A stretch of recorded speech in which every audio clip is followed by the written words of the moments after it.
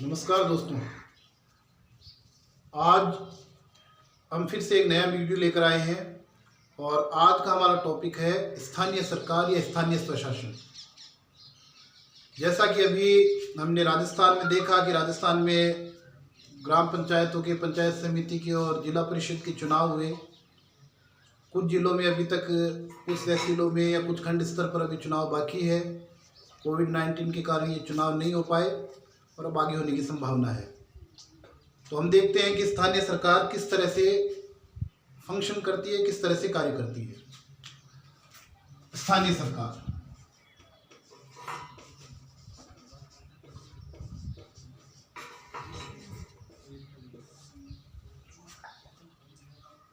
देखिए, जब हम सरकार के बारे में पढ़ रहे हैं तो आप नेताओं की तरह आधा काम आपको नहीं करना है।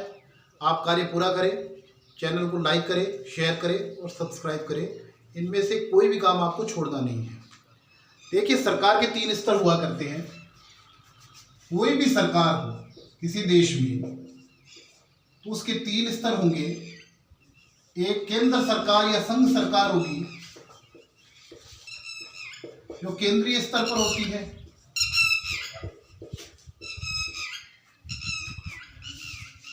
एक राज्य सरकार होगी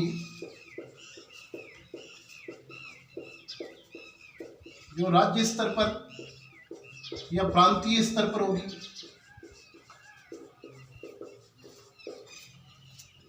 एक स्थानीय सरकार होगी जो कि स्थानीय स्तर,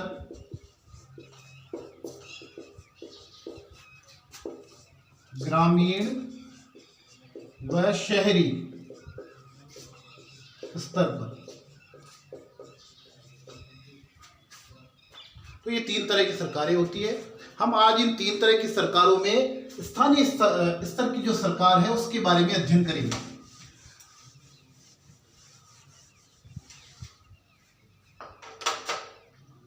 सबसे पहले तो स्थानीय सरकार की क्या जरूरत है, क्यों स्थानीय सरकार बनाई जाती है। देखिए कि यदि हम ग्रामीण स्तर पर देखें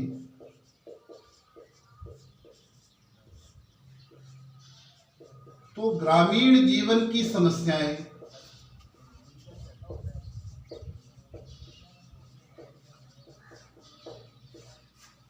और रोजमर्रा की जिंदगी की आवश्यकताएं,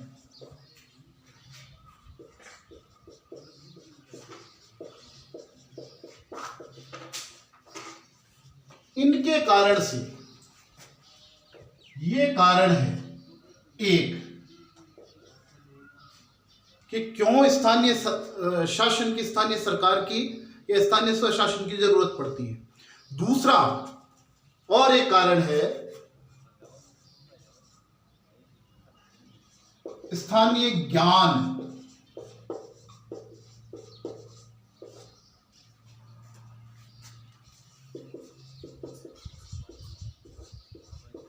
स्थानीय समस्याओं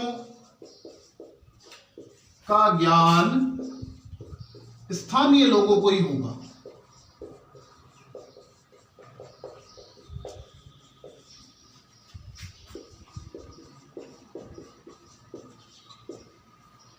हमारे गांव की समस्याएं हमारे गांव के लोगों को पता होगी। पंचायत स्तर की, खंड स्तर की समस्याएं, पंचायत समिति स्तर की समस्याएं हमारे आसपास के लोगों को ही पता होगी।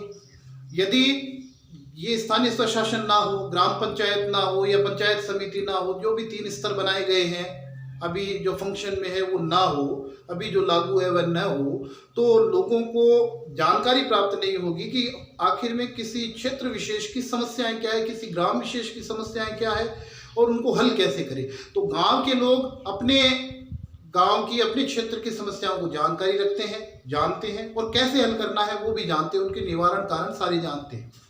तीसरा एक और महत्वपूर्ण कारण है लोकतंत्र हेतु आवश्यक। यदि सच्चा लोकतंत्र हमें प्राप्त करना है तो इसके लिए निचले स्तर से, ग्रास रूट से हमें लोकतंत्र के लिए प्रयास करना जरूरी है। और ग्रास रूट लेवल से यदि हम निचले स्तर से हम लोकतंत्र की नींव मजबूत करना चाहते हैं तो उसके लिए स्थानीय स्वशासन जरूरी है। तो स्थानीय स्वशासन जो है वो लोकतंत्र की नींव है।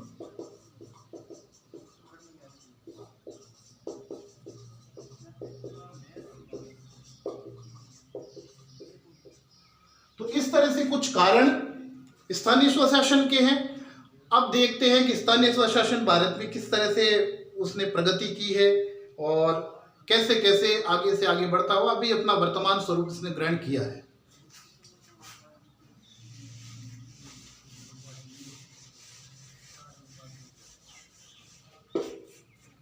यदि हम देखें कि सबसे पहले जो स्थानीय स्वशासन या पंचायती राज, जिसको हम आज पंचायती राज कहते हैं, तो ये व्यवस्था सबसे पहले कहाँ उल्लेखित है? तो सबसे पहले ये व्यवस्था स्थानीय स्वशासन की या पंचायती राज की, पंचायती राज का सर्वप्रथम उल्लेख कहाँ हुआ है?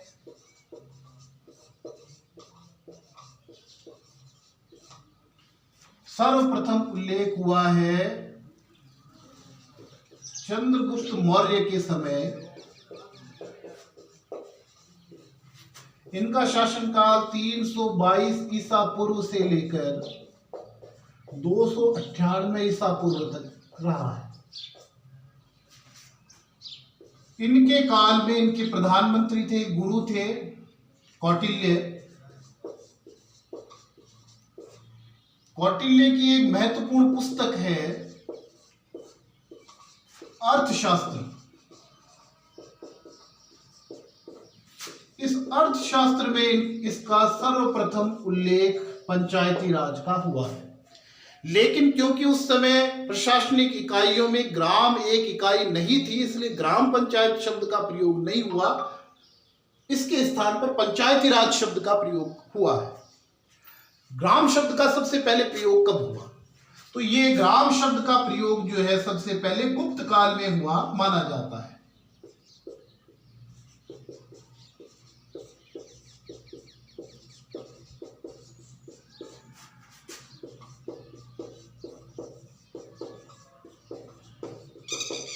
और गुप्त काल में ही ग्राम जो है प्रशासन की एक छोटी इकाई थी।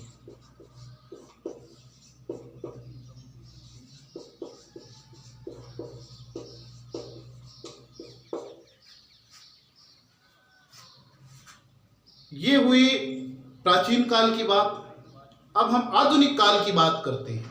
तो ये दो प्रश्न आ सकते हैं कंपटीशन एग्जाम में, पंचायती राज का सर्वप्रथम उल्लेख कहाँ हुआ है? तो अर्थशास्त्र में कौटिल्य की पुस्तक के साथ साथ में ये प्रश्न भी कि भाई चंद्रगुप्त मौर्य का जो है शासनकाल कितना रहा? 322 ईसा पूर्व से 298 ईसा पूर्व तक। और कौटिल्य की पुस्तक का नाम भी, तो साथ साथ में हमारे हिस्ट्री के कुछ क्वेश्चन भी इसमें सॉल्व हो रहे हैं। ग्राम शब्द का प्रयोग या प्रशासन की सबसे छोटी इकाई ग्राम सबसे पहले कहाँ मिलती है? तो गुप्त काल में मिलती है। इसके साथ आधुनिक काल में यदि देखा जाए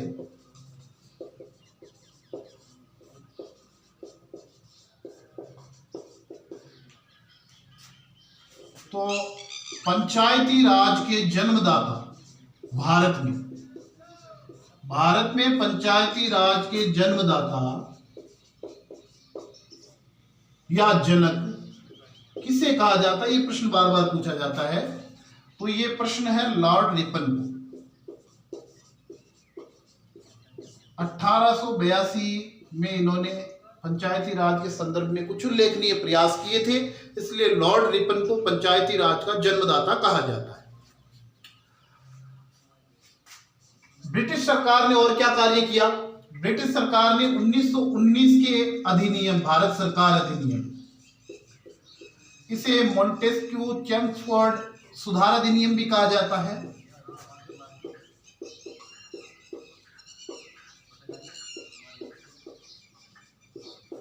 इसके माध्यम से कई प्रांतों में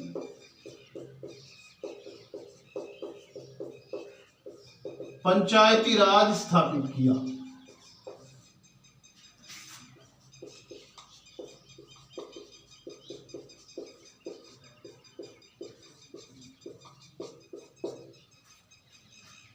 इसके अतिरिक्त और ब्रिटिश सरकार ने कोई उल्लेखनीय प्रयास नहीं किए। 2 उल्लेखनीय प्रयास ब्रिटिश सरकार के स्थानीय स्वशासन या पंचायती राज के संदर्भ में हमें देखने को मिलते हैं।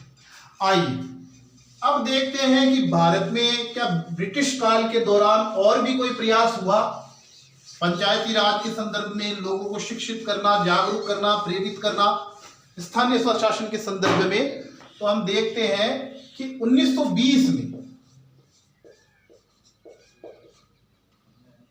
गुरुदेव रविंद्रनाथ टैगोर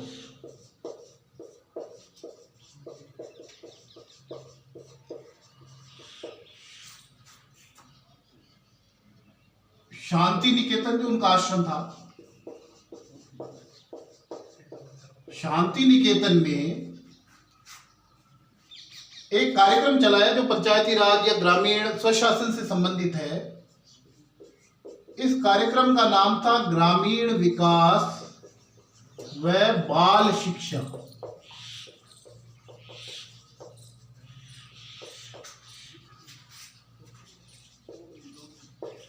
कार्यक्रम द्वारा पंचायती राज का प्रयोग किया था। शांति निकेतन में यह प्रयोग किया कि भी पंचायती राज सफल हो सकता है या नहीं हो सकता है। तो एक प्रयोग या प्रैक्टिकल करने के लिए गुरुदेव रविंद्रनाथ टैगोर विद्वान व्यक्ति थे, हमारे राष्ट्रगान के रचयिता है और नोबेल विजेता भी है। तो गुरुदेव रविंद्रनाथ टैगोर गीतांजलि नामक महाकाव्य पर इनको नोबेल मिला हुआ है। तो इन्होंने ये कार्य किया। साथ ही साथ 1932 में महात्मा गांधी जी ने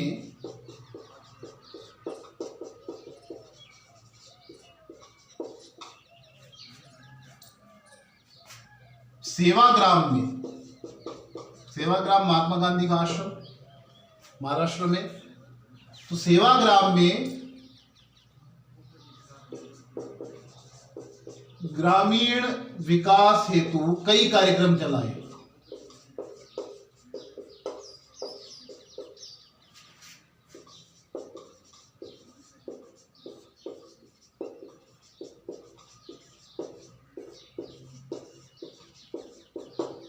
तो ये कुछ प्रयास हुए ब्रिटिश काल में, ब्रिटिश द्वारा भी, अंग्रेजों द्वारा भी, और ब्रिटिश काल में भारतीय महापुरुषों, भारतीय नेताओं द्वारा भी। अब इसके बाद जब भारत को आज़ादी मिली, स्वतंत्रता मिली, इसके बाद क्या प्रयास हुए या संविधान निर्माताओं ने सबसे पहले प्रयास किया? क्योंकि गांधी जी जो है वो आत्मनिर्भर गांव जो है उसका उनका सपना था कि गांव जो है वो आत्मनिर्भर होना चाहिए। गांव अपनी आवश्यकताओं के लिए, जिन जिन वस्तुओं की आवश्यकता है उसके लिए किसी शहर पर या पास के गांव पर आश्रित नहीं होना चाहिए। आज जो हमारे प्रधानमंत्री जी आत्मनिर्भर भारत का एक नारा दे रहे हैं, एक कार्यक्रम चला रहे हैं, एक कैंपेन चला रहे हैं, तो इसको महात्मा गांधी जो है वो आज़ादी से पूर्व ही इसके लिए उन्होंने प्रयास शुरू किया। उनका कहना था मनुष्य को अपनी आवश्यकताएं कम रखनी चाहिए, और क्योंकि जो आत्मनिर्भर ग्राम है वो ग्राम पंचायत के द्वारा या पंचायती राज द्वारा ही प्राप्त किया जा सकता है। और यदि हम लार्जर स्केल में देखें तो यदि आत्मनिर्भर ग्राम होगा तो आत्मनिर्भर देश अपने आप हो जाएगा। तो चलिए देखते हैं। तो गांधी जी का सपना था आत्मनिर्भर गांव का या पंचायती राज का। तो हमारे संविधान निर्माताओं ने, बड़े विद्वान व्यक्ति थे हमारी संविधान सभा में, तो संविधान निर्माताओं ने नीति निदेशक तत्वों में, डायरेक्टिव प्रिंसिपल में गांधी जी के सपने को पूरा करने के लिए, गांधी जी के आदर्शों के अनुरूप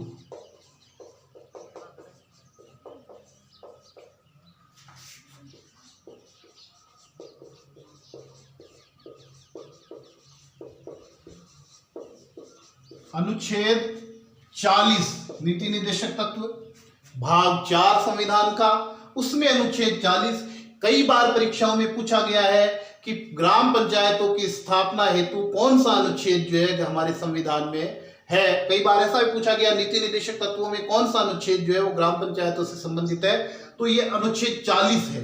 अनुच्छेद 40 इसको हमें याद रखना, कई बार परीक्षाओं में पूछा जा चुका, आगे भी पूछा जाएगा। तो गांधी जी के आदर्शों के अनुरूप अनुच्छेद 40 में ग्राम पंचायतों की स्थापना,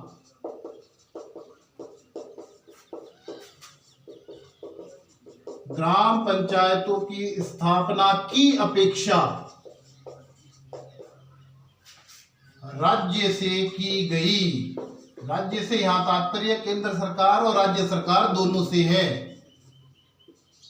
एक संवैधानिक प्रावधान पंचायती राज से संबंधित संविधान निर्माताओं ने नीति निर्देशक तत्वों में गांधी जी की बात भी पूरी हो जाए, गांधी जी की आकांक्षाएं पूरी हो जाए। तो उस समय ऐसी स्थिति नहीं थी कि उसी समय जो है वो ग्राम पंचायतों को बना दिया जाता, भारत की आजाद होती। तो आगे के लिए रख दिया गया कि नीति निर्देशक तत्वों में एक बातें रखी गई, नीति निर्देशक तत्वों में वही बातें रखी गई जो उस समय संभव नहीं था, आगे आने वाली सरकारें उस संबंध में कार्य करेगी।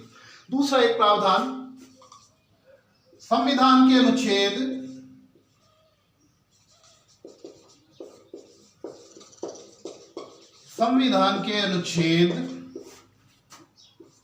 243 भाग 9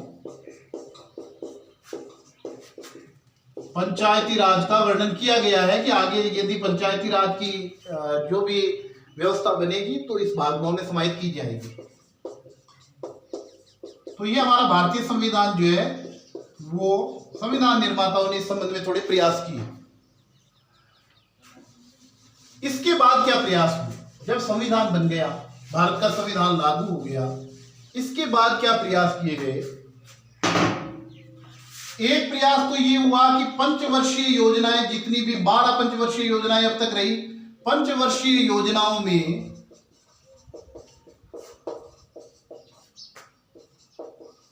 पंचायती राज के विकास व सुधार हेतु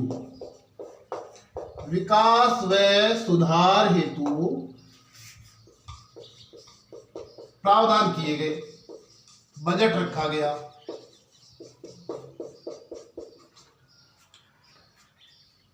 और इसी संदर्भ में एक कार्य और किया गया साथ ही साथ में, पंचवर्षीय योजनाओं के साथ में 1952 में एक विशेष कार्यक्रम, एक विशेष प्रकल्प चलाया गया। इस प्रकल्प का नाम था सामुदायिक विकास कार्यक्रम।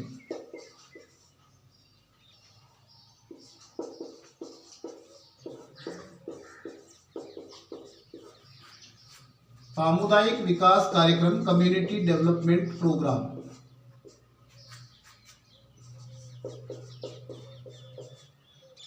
ग्राम पंचायत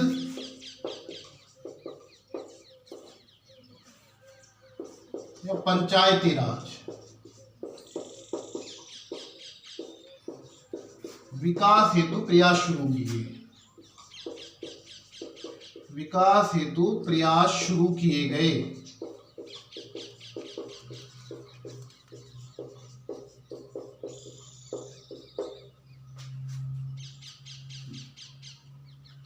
अब ये कुछ प्रयास हो रहे थे केंद्रीय स्तर पर, केंद्र सरकार द्वारा। अब इसके बाद में क्या क्या प्रयास हुआ वो हम और देखते हैं। देखिए 1953 में राजस्थान सरकार ने, राजस्थान की विधानसभा ने, राजस्थान के विधानमंडल में, क्योंकि विधानमंडल में राजस्थान के एक ही सदन है तो हम इसको राजस्थान की विधानसभा भी कह सकते हैं। वैसे विधानमंडल में एक या दो सदन हो सकते हैं अनुच्छेद 168 के अनुसार, तो राजस्थान में अभी फिलहाल तक एक ही सदन है। कभी भी विधान परिषद जो है उसको नहीं बनाया गया, स्थापना नहीं की गई, तो इसलिए विधानमंडल से यहाँ तात्पर्य राजस्थान की विधानसभा से लिया जाएगा। 1953 में राजस्थान की जो विधानमंडल था उसने पंचायती राज अधिनियम पारित किया था। अब राजस्थान के संदर्भ में देखें तो ये प्रश्न आ सकता है।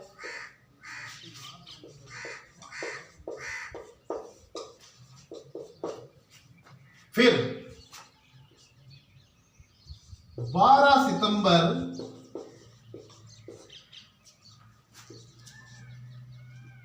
1958 1958 को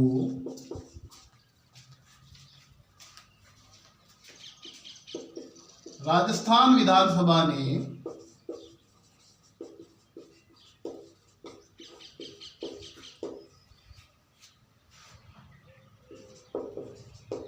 पंचायत समिति और जिला परिषद अधिनियम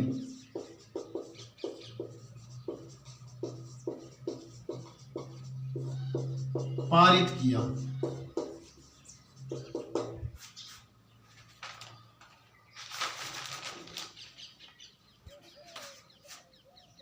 इसमें थोड़ा करेक्शन करना है, 12 सितंबर 1959 है, 12 सितंबर 1958 नहीं है। तो ये दो अधिनियम पारित किए गए। पंचायती राज अधिनियम पारित किया गया, तो इसके द्वारा ग्राम पंचायत का जो है वो स्थापना हुई, और जो पंचायत समिति और जिला परिषद अधिनियम पारित किया गया, इसके द्वारा जो पंचायत समिति और जिला परिषद अधिनियम पारित किए गए।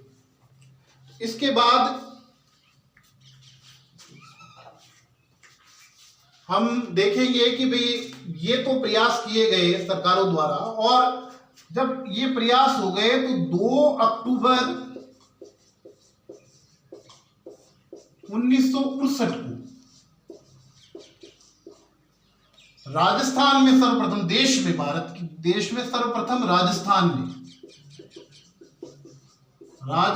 में सर्वप्रथम, वैसे ये पूरे देश में ही सर्वप्रथम है, राजस्थान में सर्वप्रथम शुरुआत की गई, उद्घाटन किया गया सर्वप्रथम नागौर में, बगदरी गांव में। ये प्रश्न भी बार बार परीक्षाओं में पूछा गया है कि सर्वप्रथम पंचायती राज का उद्घाटन किस राज्य में हुआ? राजस्थान में हुआ। सर्वप्रथम कब हुआ? 2 अक्टूबर 1959 को हुआ। कौन से गांव में हुआ? कौन से जिले में हुआ? तो ये प्रश्न भी अलग अलग परीक्षाओं में पूछे गए हैं। तो नए प्रश्न जो है वो 1953 का पंचायती राज अधिनियम और 12 सितंबर 1959 यानी 1959 का पंचायत समिति और जिला परिषद अधिनियम, ये नए प्रश्न बन सकते हैं। तो बगदरी गांव में पंडित नेहरू द्वारा उद्घाटन किया गया पंचायती राज का।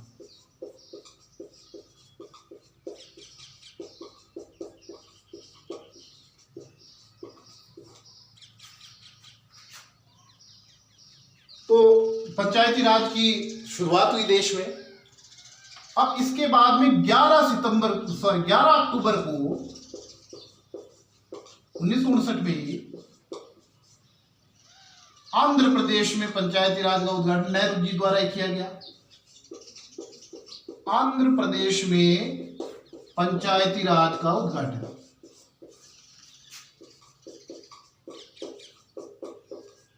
ये त्रिस्तरीय पंचायती राज का उद्घाटन था। तो ये प्रश्न भी एक परीक्षा में पूछा गया है कि राजस्थान के बाद कौन से प्रदेश में पंचायती राज का उद्घाटन हुआ।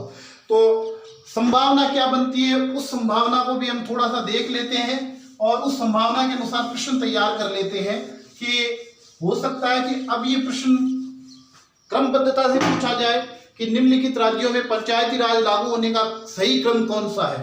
तो हम क्रम देख लेते हैं 4-5 राज्यों का। तो सबसे पहले तो राजस्थान था ही, उसके बाद आंध्र प्रदेश है,